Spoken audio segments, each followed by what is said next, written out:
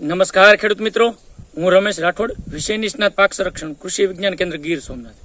ખેડૂત મિત્રો, ખાસ કરીને આપ જાણો છો કે છેલ્લા 1.5 વર્ષથી આપણે ઘણા બધા ખેતીની અંદર નવી નવી વસ્તુઓ વાપરતા છે અને એના પરિણામો ઉત્પાદનના સ્વરૂપમાં આપણને મળવા પણ મળ્યા છે. કઈ શિયાળાની સિઝન હોય, ત્યારબાદ ઉનાળો અને આ ચોમાસાની અંદર આપણે ઘણા બધા વોટર સોલ્યુબલ ખાતરોનો ઉપયોગ કર્યો. હજી પણ મિત્રો આપણને ઘણા બધા ગ્રેડ ખબર પણ નથી. આપણે 3-4 ખાતરો જે મહત્વના હોય એનો ઉપયોગ કરતા હોઈએ, પરંતુ વોટર સોલ્યુબલની એક આખી રેન્જ આવે છે અને આ અલગ અલગ પ્રકારના વોટર સોલ્યુબલના ખાતરો અલગ અલગ રીતે પાકની અલગ અલગ અવસ્થાએ ઉપયોગ કરી અને ખૂબ સારા પરિણામો પણ મિત્રો આપણે મેળવી શકીએ. અને એ કયા વોટર સોલ્યુબલ ખાતરો છે, એનો ક્યારે ઉપયોગ કરવો જોઈએ અને એનું કામ શું છે, એ આજે મારે તમને આ વિડીયોની અંદર સવિસ્તારથી વાત કરવી છે. મિત્રો, ઘણા બધા મિત્રોના પ્રશ્ન હોય કે વોટર સોલ્યુબલ ખાતરો શું કામ વાપરવા. બીજો પ્રશ્ન એ પણ હોય કે વોટર સોલ્યુબલ ખાતર વાપરીએ તો પાયાના કોઈ ખાતરો નાખવા પડે કે ના નાખવા પડે. ત્રીજો પ્રશ્ન એ હોય કે વોટર સોલ્યુબલ ખાતરોની સાથે શું શું મિક્સ કરી શકાય. તો આ તમામ પ્રશ્નોના જવાબ આજે મારે આ વિડીયોની અંદર આપવા છે. અને શિયાળુ ઋતુ હવે જ્યારે આપણા દસ્તક દઈને બેઠી છે, જ્યારે શિયાળુ ઋતુની અંદર જે જુદા જુદા પાકો વાવી છે, ઘઉંનું વાવેતર હોય, જીરું હોય, ધાણા હોય, વરિયાળી હોય, ચણા હોય, આ બધા જ પાકોની અંદર વોટર સોલ્યુબલ ખાતરો કયા સ્ટેજે વાપરી શકાય અને વોટર સોલ્યુબલ ખાતરોનું કયા ગ્રેડને વાપરવાથી કેવો ફાયદો થાય, એનું કામ શું છે, એને આજે આ વિડીયોની અંદર સવિસ્તારથી વાત કરવી છે. તો મિત્રો, વિડીયો શરૂ કરવી પહેલાં આપ સર્વને ખાસ વિનંતી કે આપ આ ચેનલની અંદર નવા હો અને મારા વિડીયોનું નોટિફિકેશન તમને ન મળતું હોય તો ખાસ આ ચેનલને સબસ્ક્રાઇબ કરી લો, ઘંટડીના બટન ઉપર ક્લિક કરી દો એટલે તમામ પ્રકારના વિડીયો તમને મળતા થઈ જશે. અને ત્યારબાદ ઓલ નોટિફિકેશન કરશો એટલે એનું નોટિફિકેશન પણ તમને સમયાંતરે આવી જાય. બીજું કે દરેક વિડીયો મિત્રો આખા જોઈ, પૂરેપૂરો જોઈ અને તમને જો ગમે તો એને લાઇક આપવાનું ભૂલતા નહીં, અંગૂઠાના નિશાન ઉપર ક્લિક કરી દેજો. અને ત્યારબાદ આ માહિતી બીજા મિત્રોને પણ મળે એના માટે વિડીયો શેર કરવાનું ભૂલતા નહીં. સૌપ્રથમ તો મિત્રો, આ વોટર સોલ્યુબલ ખાતરો કયા ગ્રેડના આવે અને ખાસ કરીને હું જે મોટા ભાગે વાત કરતો હોઈશ એ આપણી સહકારી સંસ્થાઓ, ખાસ કરીને ઇફકો હોય અથવા તો સરદાર બ્રાન્ડના નામે મળતા હોય. એના સિવાય સારી બ્રાન્ડેડ પ્રાઇવેટ કંપનીના પણ મિત્રો આપ વાપરી શકો. એનું પ્રમાણ ઘણા બધા હવે તો એચડી ફોર્મની અંદર પણ આવતા હોય તો એનું પ્રમાણ અલગ હોઈ શકે, પરંતુ અહીંના જે હું તમને વિડીયોના માધ્યમથી જે માહિતી આપું છું, ફોટોગ્રાફ સાથે જે ખાતરો બતાવું છું, એ આપણા નજીકના ડેપોની અંદર અથવા નજીકના એગ્રી બિઝનેસ સેન્ટર કે એગ્રો સર્વિસ સેન્ટરની અંદર પણ મળી જતા હોય. પાકમાં કયા અવસ્થાએ વાપરવાના છે એની ખાસ મારે આજે વોટર સોલ્યુબલ ખાતરોનું વિજ્ઞાન છે એની વાત કરવી છે. પહેલાં તો હું ગ્રેડ કહી દઉં મિત્રો. ઘણા બધા ગ્રેડ બજારની અંદર મળે છે. એની અંદર ખાસ કરીને 19-19-19, 12-61-0, 0-52-34, 13-0-45, 00-50, 13-40-13, calcium nitrate, magnesium sulphate, boron, આ પ્રકારના અલગ અલગ પ્રકારના ખાતરો જે મેં કીધા 8-10 પ્રકારના, એ બધા જ વોટર સોલ્યુબલના સ્વરૂપમાં, જે તત્વોના સ્વરૂપમાં, પોષક તત્વ એની અંદર રહેલું છે અને આ તત્વો બજારની અંદર પેકેટ સ્વરૂપમાં મળતા હોય. હવે એનું કામ શું છે? પહેલું ખાતરની જો વાત કરીએ તો 19-19-19 NPK, આ બધાની અંદર NPK છે, નાઇટ્રોજન, ફોસ્ફરસ, પોટાશ. 19-19-19 એટલે દરેક 19-19-19% વાળી સ્વરૂપ છે. દરેકમાં હું આ રિપીટ નહીં કરું. એટલે 19-19-19નો ખાતરનો ઉપયોગ ક્યારે કરવો જોઈએ? તો કોઈ પણ પાકની અંદર પાકની વૃદ્ધિ અને વિકાસ કરાવવા માટેનું આ ખાતર છે, કારણ કે એની અંદર 19% નાઇટ્રોજન, 19% ફોસ્ફરસ અને 19% પોટાશ.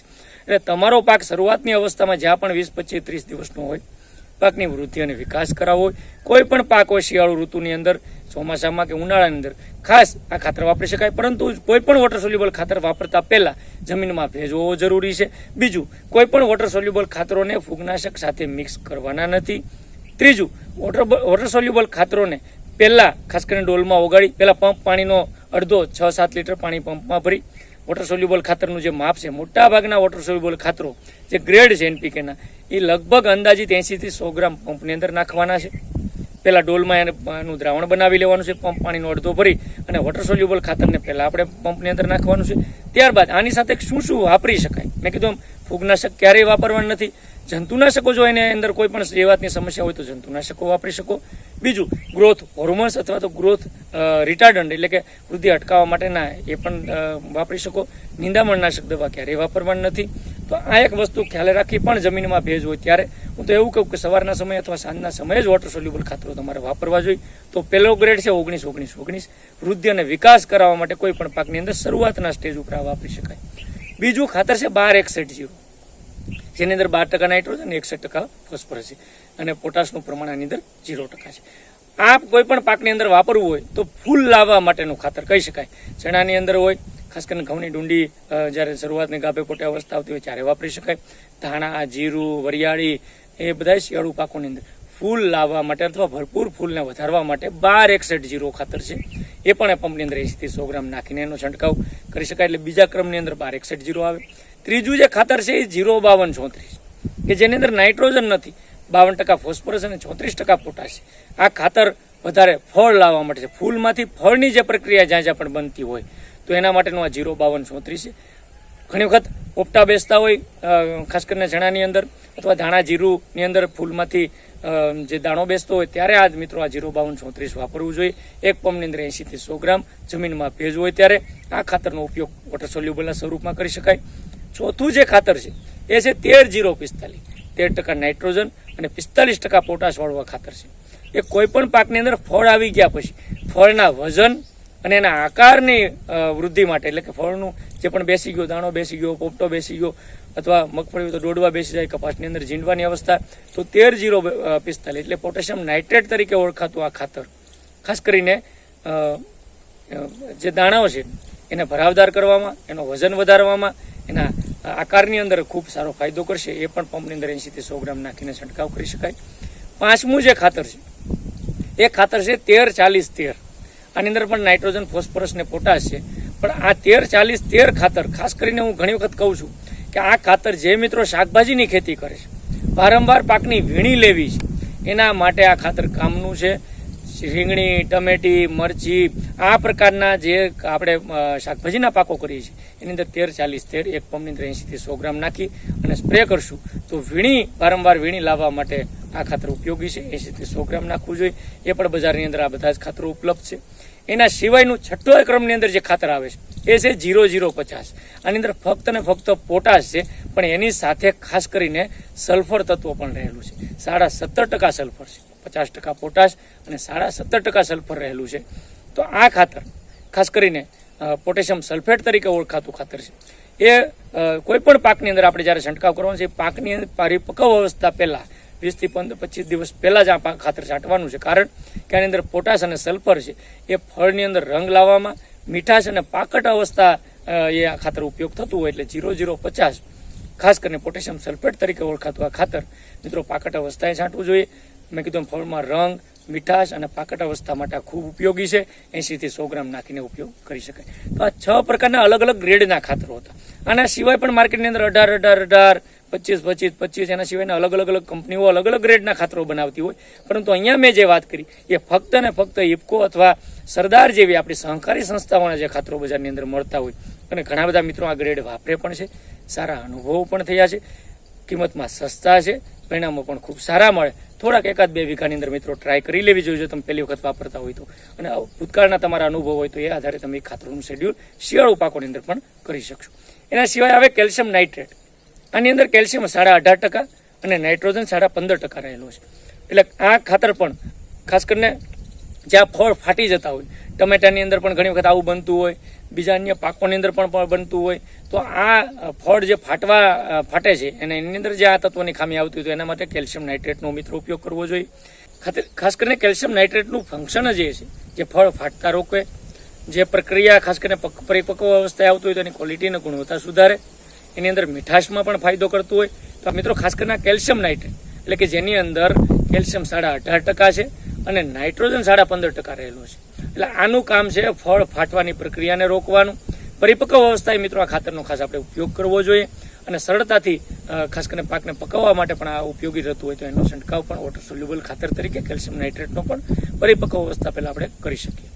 હવે બીજું કે આ બધા જે ખાતરો છે, ખાસ કરીને પાણી દ્રાવ્ય જે ખાતરો છે એમ તો સામાન્ય રીતે શુદ્ધ હોય છે, એને સીધું જ પાણીમાં નાખીને ડાયરેક્ટલી ઓગાળી શકાય છે. સરળતાથી ખાસ કરીને વાપરવામાં ઇઝી છે. 1 કિલોનું પેકેટ છે એટલે ટ્રાન્સપોર્ટેશનમાં ઇઝી છે. કિંમતમાં પણ ઘણા બધા સસ્તા છે. પંપ મેં કીધું એમ 20 થી 25 રૂપિયાનો જનરલી પડતો હોય અને આ ખાતરોનો જે પીએચ છે એ 5.5 થી 6.5% છે, એટલે કે એસિડિક ફોર્મમાં રહેલો એનો પીએચ છે. એટલે આ ખાતરો વાપરવામાં કોઈ તકલીફ થતી નથી. બીજું, ડ્રીપની અંદર ઘણા બધા મિત્રોનો પ્રશ્ન હોય છે, તો ડ્રીપની અંદર પણ ટેટી, તરબૂચ, બટાકા આ બધા પાકોની અંદર આપણે ડ્રીપમાં પણ આ ખાતરો આપી શકો. અને સામાન્ય રીતે 1 એકર દીઠ આ ડ્રીપમાં ખાતરો આપવા માટે 2 થી 3 કિલોની આપણે રિક્વાયરમેન્ટ રહેતી હોય, પરંતુ ફોલિયર સ્પ્રે એટલે ઉપરથી પંપમાં નાખીને સ્પ્રે કરવામાં પણ ખૂબ સારા પરિણામો મળે. એના સિવાયનું મેગ્નેશિયમ સલ્ફેટ પણ છે, જેની અંદર મેગ્નેશિયમ 9.5% અને સલ્ફર 12% છે. તો જ્યાં પણ જે પાકોની અંદર મેગ્નેશિયમની ઘણી વખત ઉણપ રહેતી હોય તો મેગ્નેશિયમ સલ્ફેટના સ્વરૂપમાં પણ આ ખાતરનો સ્પ્રે પાક ઉપર આપણે કરીને પણ સારા પરિણામો મળી શકે. તો મિત્રો, આ બધા જે ખાતરોની મેં વાત કરી એ પાણી દ્રાવ્ય ખાતરો હતા, વોટર સોલ્યુબલ કહી શકાય. અને એનું વિજ્ઞાન આ શિયાળાની અંદર મિત્રો પાક જે પણ વાવો, જેની અલગ અલગ અવસ્થાની વાત કરી, અલગ અલગ ગ્રેડના ખાતરો કીધા, એ ખાતરોનો અખતરા સ્વરૂપે આપ 1-2 વીઘાની અંદર ટ્રાય કરીને જોઈ લો. ચોક્કસથી કહું છું, ગેરંટીથી કહું છું, ખૂબ સારા પરિણામો મળશે. ઘણા બધા મિત્રોએ ગયા વખતે ચણાના પોપટા અવસ્થાએ ખાતરો છાંટ્યા, એની અંદર 13-045 પોટેશિયમ નાઇટ્રેટનો ખાસ કરીને ઉપયોગ કર્યો, ખૂબ સારા પરિણામો એની અંદર મળ્યા. ખાસ કરીને એણે 0050નો ઉપયોગ કર્યો, ખૂબ સારા પરિણામો મળ્યા. એની અંદર 05234નો ઉપયોગ કરો, ખૂબ સારા પરિણામો મળશે. તો મિત્રો, આ ખાસ કરીને આજના વિડીયોની અંદર મારે તમને માહિતી આપવાની છે ટેકનિકલ. મિત્રો, આવા જ અવનવા વિડીયો જોવા માટે આ ચેનલને આપ સાથે જોડાયેલા રહેજો. આની અંદર કાંઈ પણ પ્રશ્ન હોય તો મારા નંબર નોંધી લેજો, 9558294828. આ નંબર ઉપર આપ કોલ અથવા વોટ્સએપ પણ કરી શકશો. સાથે મળીને ખેતીને એક નવી દિશા તરફ લઈ જઈ, ખેતી અને ખેડૂતને સમૃદ્ધ કરવા માટેના અભિયાનમાં આપ પણ જોડાવ અને આપ પણ આપણા પ્રતિભાવ આપતા રહો, એવી આશા સાથે આજનો વિડીયો અહીંયા સમાપ્ત કરીએ. ફરી પાછા મળશું નવા વિષય સાથે, નવી માહિતી સાથે. ત્યાં સુધી આપ જોડાયેલા રહેજો. ખૂબ ખૂબ આભાર, ધન્યવાદ.